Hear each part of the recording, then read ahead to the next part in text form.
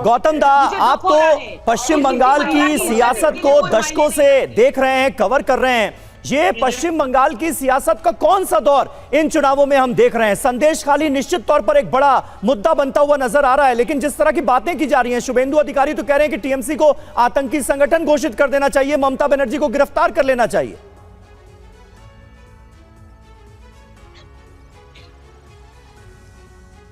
गौतम दा, आपको आवाज मिल रही है? सुनाई दे रहा है मेरे को? जी जी, बोलिए।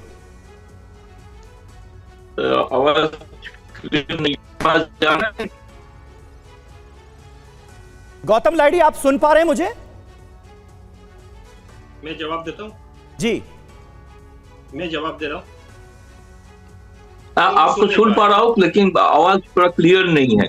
ठीक है, आप सवाल अगर सुन पाए हैं मुझे तो जवाब दे सकते हैं। मेरा सवाल अगर सुन लिया नहीं, ठीक है, चलिए बहुत। देखिए, सौरभ भी हमारे साथ जुड़े हुए, हमारे संवाददाता संदेश खाली से लगातार रिपोर्ट्स भी हम तक पहुंचा रहे हैं। सौरभ, बताइए कि इस वक्त वहां पर किस तरीके की हलचल है, क्योंकि इस बात को बिल्कुल भी डिनाई नहीं किया जा सकता कि पश्चिम बंगाल में इस बार एपिसेंटर अगर कोई रहा है तो वो संदेश खाली रहा है। पहले आपराधिक मामले में वहां जांच हो रही थी और अब आतंकवाद का एंगल वहां पर देखा जा रहा है।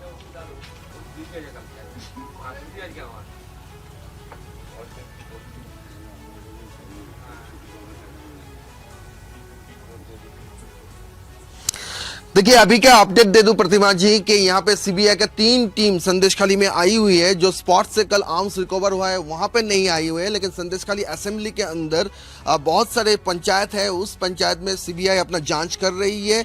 जो मालूमात हो रहे हैं कि वो लैंड रिलेटेड जो कंप्लेन थी उसका जो कोर्ट ने जिसको इंक्वायरी का जो ऑर्डर दिया है उस रिलेटेड मामले में वो लोग हैं। आर्म्स रिकवरी के मामले में कोई टीम यहाँ तक अभी तक आया हुआ कि नहीं है ये अभी तक स्पष्ट नहीं है, लेकिन सीबीआई की टीम संदेशखाली में आज सुबह फिर से आ चुका है।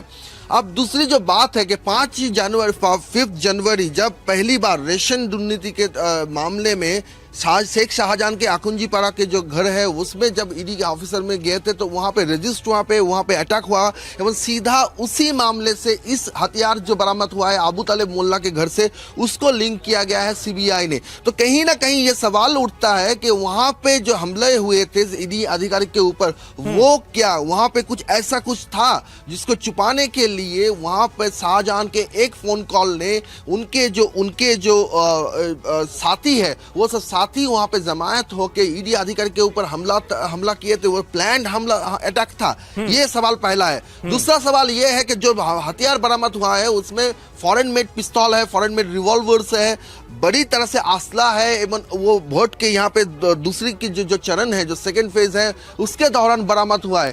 तो ये सवाल उठता है कि हथियार आया कहां से? इस शेख शाहजहां का हथियार के डीलर के साथ कोई लिंक था? क्यों यहाँ पे ये फॉरेन में रिवॉल्वर आया, कहां से आया? एक चीज क्लियर कीजिएगा, शुभेंदु अधिकारी ने तो ये कह दिया कि भाई आरडीएक्स भी मिला है। ये जो कहा जाता ये है बात कहां से सामने आ रही है? एजेंसी क्या कह रही है? लिंकअप है, वो लिंकअप को एस्टेब्लिश करता है। तो ये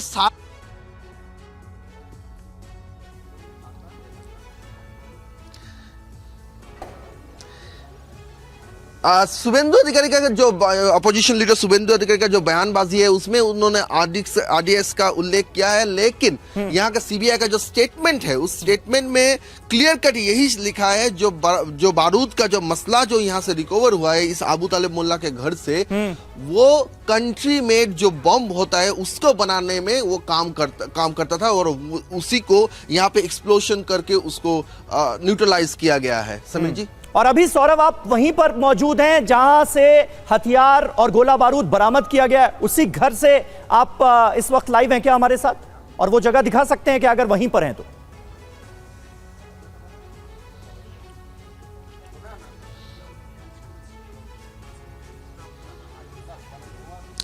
एकदम उस स्पॉट को हम दिखाएंगे आपको। ये घर, ये एरिया कहाँ पे है, ये एरिया जहाँ कहाँ पे है, ये एरिया यहाँ का जो एक गांव है, गांव में जैसा होता है यहाँ का जो मेन जो लाइवलीहुड है वो है मछली का जो भेरी बोलते हैं, उस भेरी के घेर के आसपास एकदम बीचों बीच ये घर है।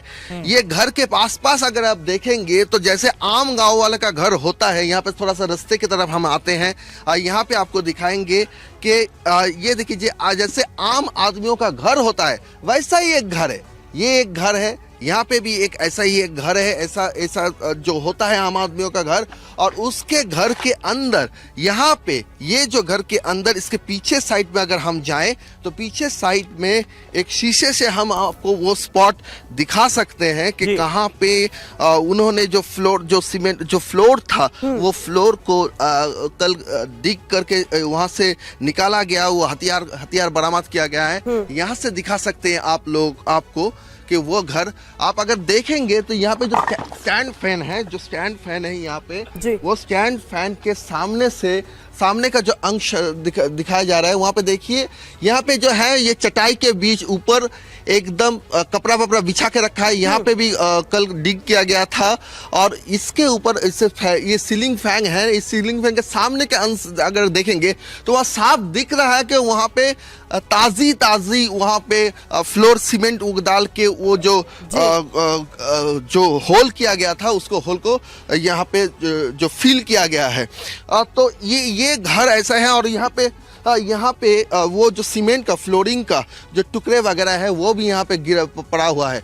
तो सवाल ये है कि यहाँ पे ऐसे करके अगर कोई फायर आर्म्स रखते हैं तो जाहिर बात है कि वो फायर आर्म्स किसी के नजर में ना आए, इसीलिए ऐसे करते हैं। दूसरी बात यह है कि अबू तालिब मुल्ला है कौन? अबू तालिब मुल्ला यहाँ का टीएमसी का जो पंचायत मेंबर है हफीजुल खां, उनका रिलेटिव है। हफीजुल खां के बहन के साथ अबू तालिब का शादी हुआ है। तो महत्वपूर्ण बात आप लगातार बता रहे हैं सौरभ, मैं चाहूंगी आप हमारे साथ बने रहे क्योंकि जो तस्वीरें अभी आपने दिखाई, जरूरी हो जाता है संजय सरकार साहब से उस पर जवाब लेना। क्या ये तस्वीरें झूठ बोल रही हैं जो टीएमसी की तरफ से इसे पूर्व निर्धारित नाटक का मंचन कहा जा रहा है सरकार साहब?